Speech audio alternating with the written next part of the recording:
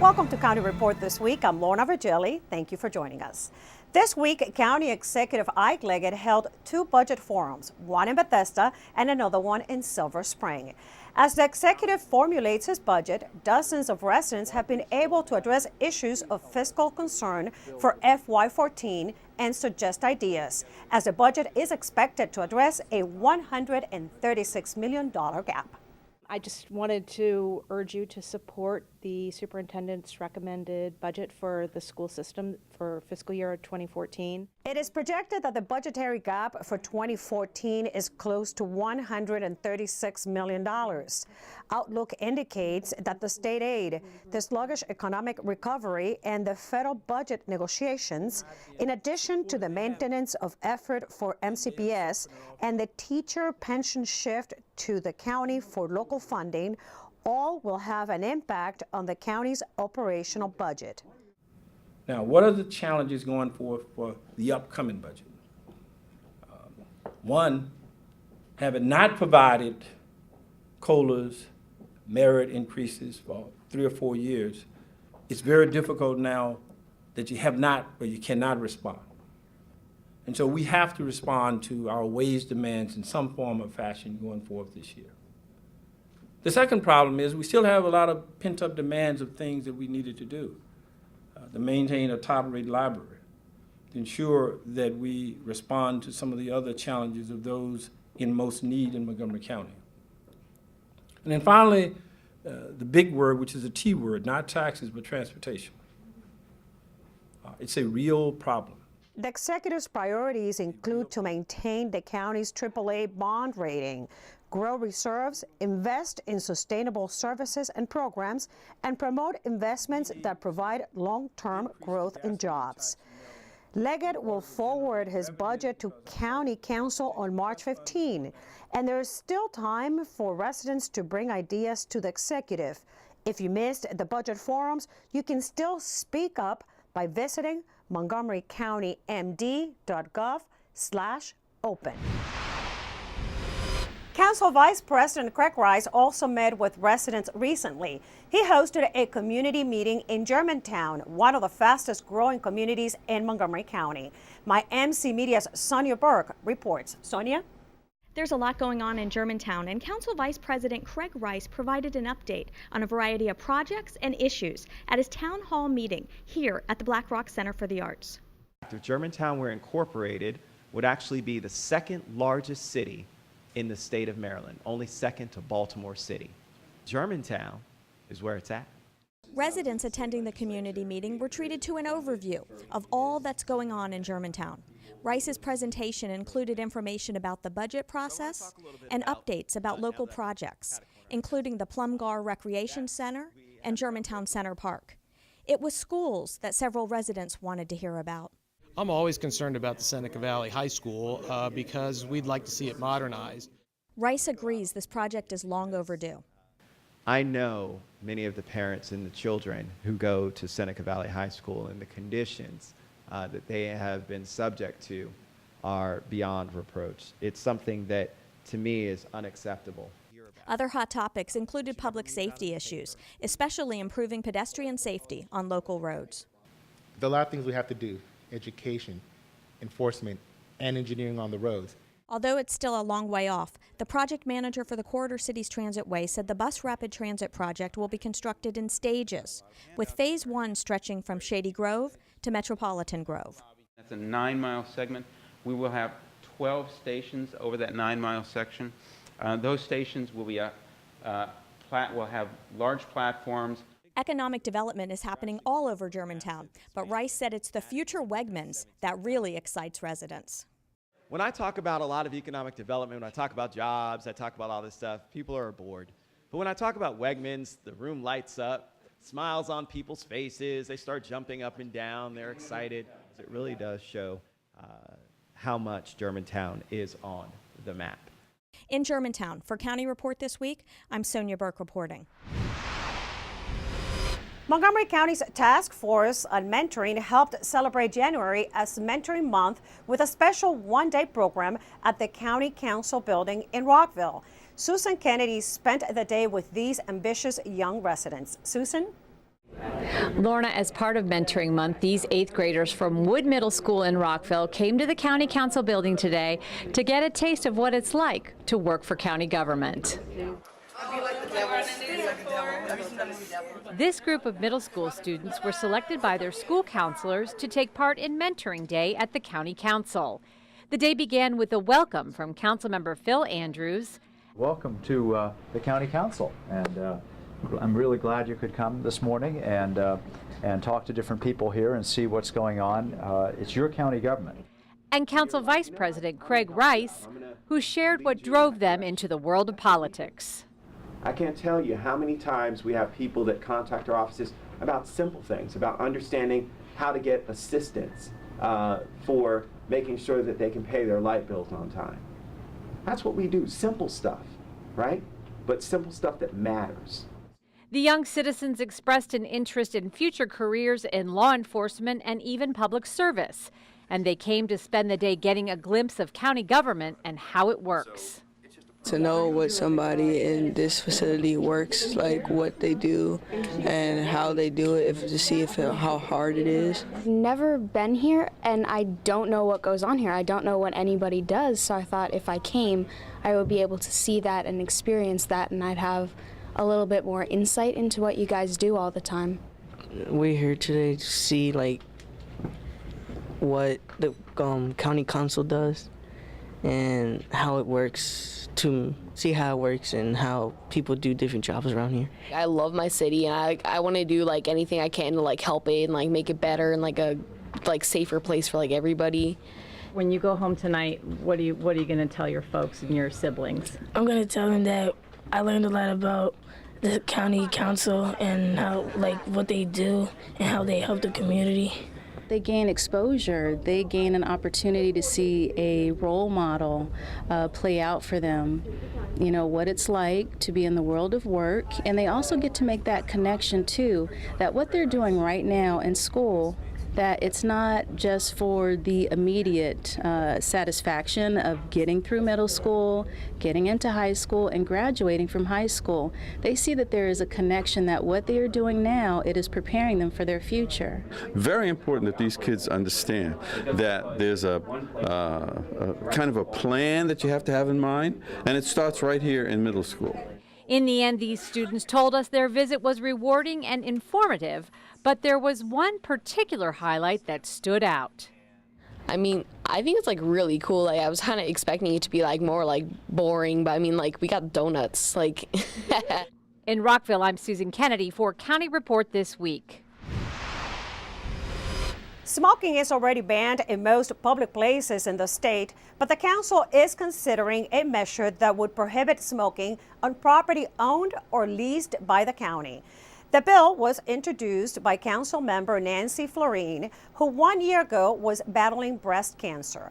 She says she hopes the bill will be a pathway to better health for residents. Anything we can do as a government to create a safe environment for people is worth looking into and giving it a shot. So that really precipitated my bill that would extend our reach on limiting smoking on public lands. And really what's interesting is we have very little opposition to this, close to none. County residents are invited to participate in a public forum to discuss a possible Maryland gun control regulation. Lieutenant Governor Anthony Brown will join Montgomery County Executive Ike Leggett and council members to share a presentation on the issue. The event will be held on Wednesday, February 6th, starting at 7:30 in the evening at the county office building in Rockville. No advance sign-up is required, and the public is invited to make comments and ask questions. Also, the event will be televised live on County Cable Montgomery. Representative John Sarbanes paid a visit to the council office building this week, his first since being re-elected to Congress in the newly configured District 3. He now represents about 110,000 county residents, mostly from Laytonsville and Brookville. He told council members how he plans to pay attention to his new constituents. Well, of course, I put a real emphasis on constituent service. I always have. So we're going to move quickly to make sure people know that my office is available to help them with Social Security issues, Medicare issues, anything that involves a federal agency. We're going to be a resource. We're planning to open an office in Burtonsville, so we'll be very present in the new part of the district, and I'm looking forward to getting to know Montgomery County. When we come back, Council Vice President Craig Rice meets with local small business owners. And the council and the executive sent a joint request to Annapolis advocating for a gas tax. We'll be right back. Are you sure they can recycle us, Clamshell? Hey, Dome, we're on a new recycling postcard. I can't wait to make a new start. Maybe I'll be a red carpet at a big premiere. And I'll get to paint the White House. Shh, here he comes. Now you can recycle more plastics in Montgomery County, including #1 PET plastics such as clamshells, deli containers, trays, lids, domes, and cups. We're in! For more information on recycling, contact the Montgomery County, Maryland Division of Solid Waste Services at 311. The wait is over. Recycle more plastics today. Welcome back to County Report This Week. I'm Lorna Virgili. Dozens of local business owners recently gathered at Montgomery Community Media to talk business and to meet County Council Vice President Craig Rice. Sonia Burke reports. And there need to be more people that are out there talking about how important not just business is to Montgomery County, but how important small business is to Montgomery County. The Small Business Networking Breakfast is a free event at MCM. On this day, dozens of local business owners filed in to network and to learn more about doing business in Montgomery County. Business consultant Kelly Leonard organizes the monthly meetings. It's an opportunity for the small business community to gather together, to network, collaborate, share best practices in an attempt to really spur economic development here in the county.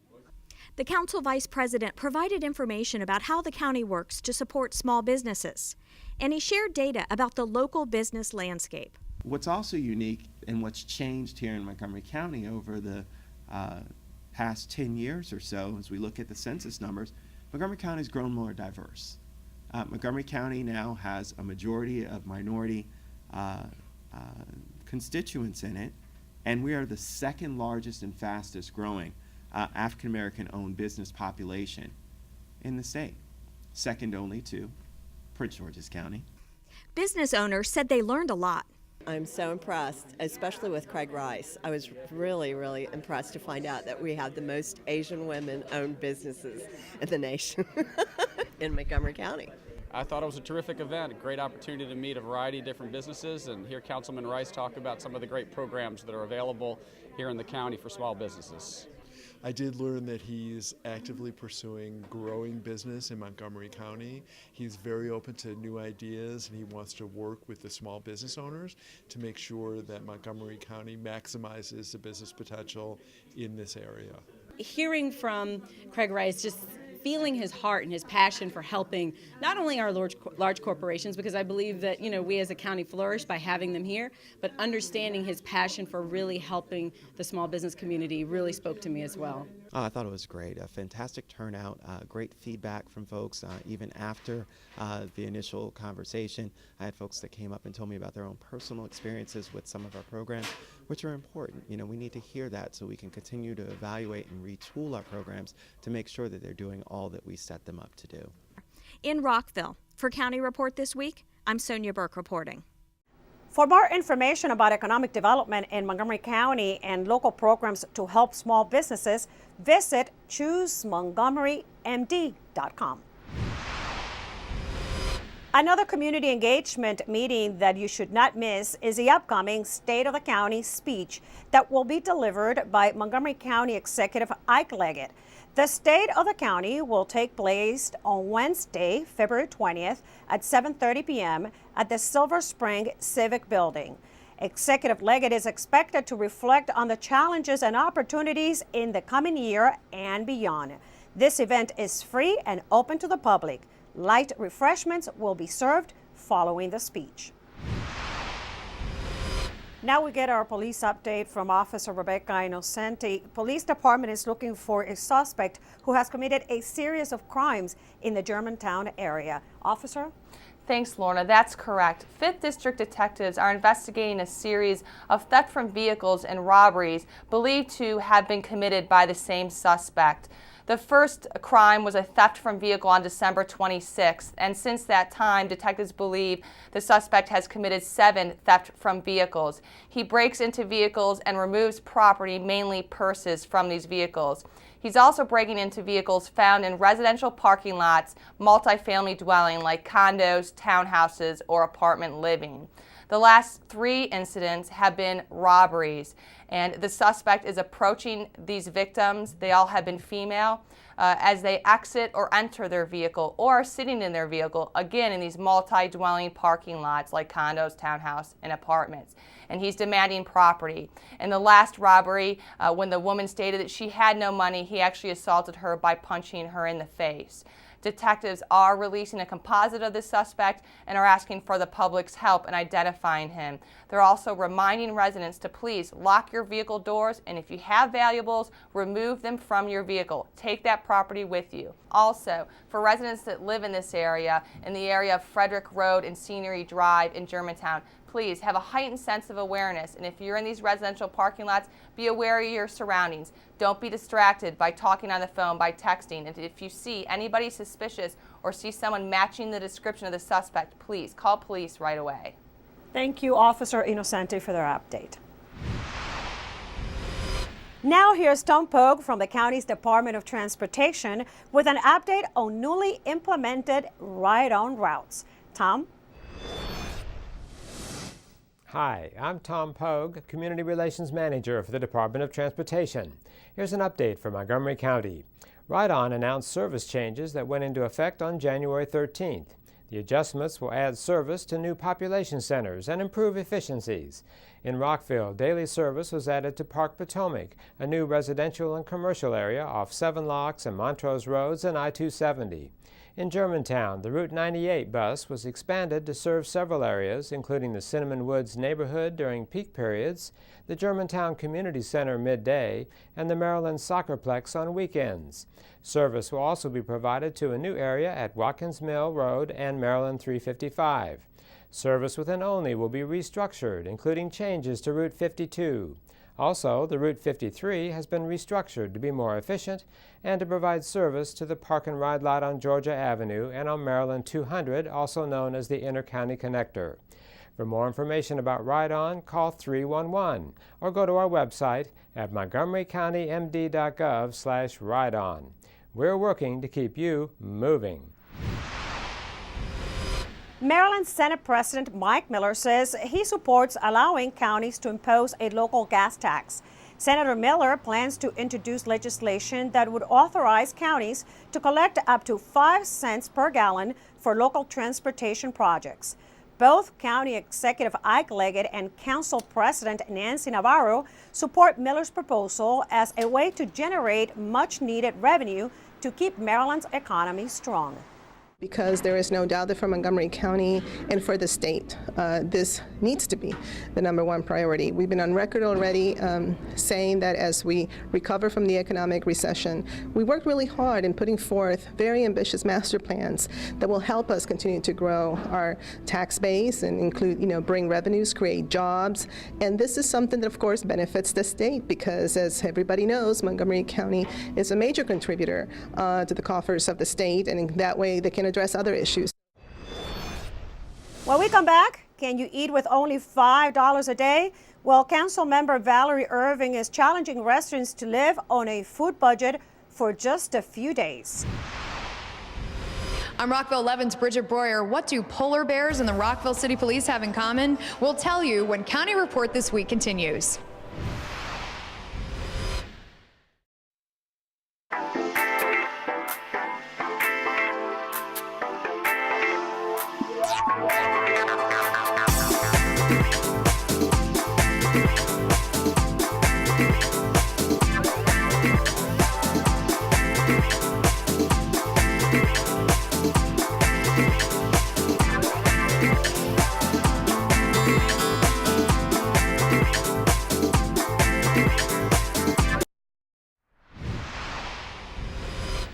Welcome back to County Report This Week. I'm Lorna Fagelli. This week, Council Member Valerie Irving is planning on living on a food budget of just $5 per day, and she is challenging others to join her. She's hoping to enlist at least 1,000 people in her Snap the Silence Challenge, designed to raise awareness to the need for more food stamp programs. The Snap the Silence on Poverty is really all about raising the awareness in Montgomery County, but really across the state of Maryland, that we have lots of people living at or below the poverty line. I mean, the numbers are pretty astounding. And this SNAP program is a federal and state used to be called food stamp program, which is the largest safety net program in the country. And so what we're trying to do here is to raise awareness so that our policymakers in Annapolis and here locally can focus on the issue of what can be done to close the gap and to completely, and to continue, to uphold the safety net, which in lots of ways is being crumbled. As part of a series of outreach events, MCPS Superintendent Dr. Joshua Starr had another opportunity to interact with some of the school system's most important stakeholders, the students. Here is a story from MCPS TV. The newly opened Paint Branch High School was the venue for Superintendent Joshua Starr's 4th Student Town Hall of the school year. More than 70 students from Paint Branch participated in the event, getting an opportunity to talk with Dr. Starr to voice their ideas and concerns. John Manez, the student member of the Board of Education, moderated the event. But we'll start off with our first question from the audience. Yes. How do you feel about increasing the graduation requirement by half credit? I wanted to hear your opinion on the music programs and trying to keep them stable. What is something that you love about your job? What I love most about my job is the opportunity to engage with people in schools. Students asked questions about a variety of topics to include testing, teacher evaluations, and school safety. The possibility of changing school start times was also discussed. How many of you would be affected in some way if there were to be a start time change after school with your current activities that you're doing? All of you. All of you. Keep your hands up if you support a change in school start time. Interesting.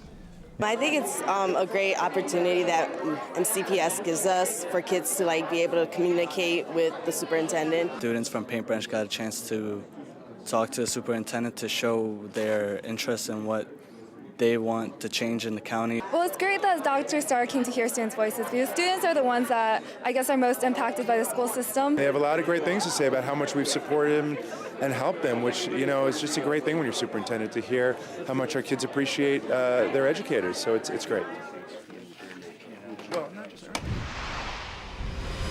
For the 4th year in a row, the Rockville City Police plunged into the waters at Sandy Point State Park to participate in the Polar Bear Plunge.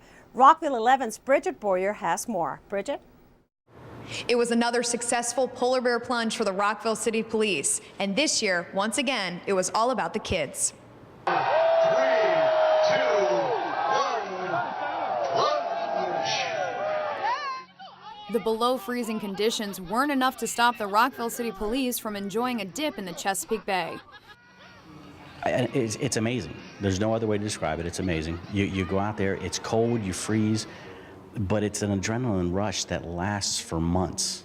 And then it starts back up again in October when they start talking about it. You're like, yeah, you remember last year. I've got all the pictures from the 4 years previous that we've done, the blizzard, the warm weather last year, the freezing weather this year. It's always different, but it's still an adrenaline rush. The Rockville City Police Plunge team raised over $4,000 for Special Olympics Maryland, one of the highest totals for all of the years Rockville has been involved. While raising funds for Special Olympics Maryland was the goal, the event is more than just jumping into the chilly Chesapeake. It just shows that we're giving back and we're doing something for a good cause, and it helps a lot to let the community know that we're just not out here writing people tickets, and ruining people's days. We're actually doing something good for the community. And, Special Olympics is one, and we're very involved with it, it's law enforcement side and us. There's not a whole lot you can say. It's just amazing people that we come into contact with that do see past the badge, they do see past the uniform and realize that this is a good cause. The Plunge team had the support of Rockville's mayor and council again this year. Doing these sorts of things where you're actually participating and reaching out to folks in a real physical context, and inspiring folks, I think is very important. While the team is enjoying this year's success, they are already looking forward to next year. We're starting for next year in October. Look for the pages, donate. It's great. It's a good cause. To find out more about Rockville City Police, go online to rockvillemd.gov/police. When we come back, the Department of Recreation opened summer camp registrations and programs are getting filled quickly. We'll be right back.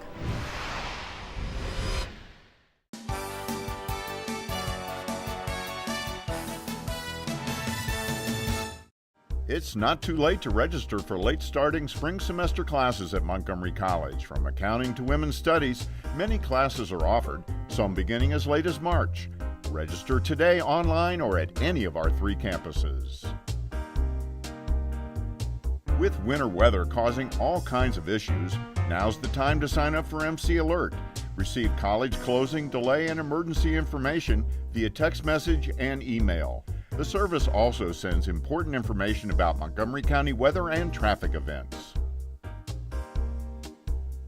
A provocative new art exhibit entitled Commitment and Similar Acts of Betrayal opens on MC's Rockville campus February 5th with an opening reception on February 6th. The show at the Sarah Silverman Art Gallery unites artists who have chosen to forge new paths. Welcome back to County Report This Week. I'm Lorna Virgili. Summer is closer than we think, and the county's recreation department has a diverse lineup of summer camps and programs for this year. Hundreds of affordably priced camps that range from aquatics to robotics. It's about time for parents to make plans for the summer for the children, and don't wait the last minute, because then all the camps, all the classes, all the activities are full, especially the swimming classes. So plan ahead. We started on January 22nd, all the registrations for the summer. And the Montgomery County Recreation has a large, wonderful variety of programs in the swim centers, in the fields, in the parks, in the recreation centers. And we have very popular programs like the Summer Fun Centers that are very comfortable for parents. It's 6 weeks, and it's from 8 o'clock in the morning to 6 o'clock in the afternoon. And they are busy all day long. Now, don't wait. The 2013 Summer Camp Guide is available at montgomerycountymd.gov/rec. It is time to meet our Pet of the Week, and here's Kathy Stanhope from the Humane Society. Kathy? Hi, this is Kathy Stanhope with your Pet of the Week at the Montgomery County Humane Society. And we're here with a very little lady. This is Kennedy. She's just about 9 years old, and she is possibly the tiniest mature cat I've ever met in my life. So if you're looking for a petite kitty, this is the one for you. She came in as a stray. She's in very good shape, but she is severely underweight. So if you're looking for a cat that likes sitting on laps, she's okay being carried around most of the time. She's afraid that she's here at the shelter, but she is a nice cat. She's been evaluated, but she is at risk because she's at 9 years old, and we're always looking to get the older cats placed in homes more quickly because they don't do as well at the shelter. She's orange. She is not spayed, but she will be spayed upon adoption, and she really is desperately looking for a lap to sit on because she's not happy here in the cages. Give us a call at 240-773-5967 or visit Kennedy on the web at mchumane.org. We are really looking for a home for her because, like I said, she's 9, which is just middle age for a cat, but she's not doing particularly well here in the cages, and she really does need a home to go to. So remember, come on down and see Kennedy at the Montgomery County Humane Society. You might go home with your new best friend. With that, we close this edition of County Report This Week. But before we do, we would like to remind you to join the conversation at engage.montgomerycountymd.gov, where we want to hear your ideas about different issues that impact you as a county resident. And join us at this time every week for a look at what's going on inside Montgomery County. I'm Lorna Virgili, and thank you for joining us.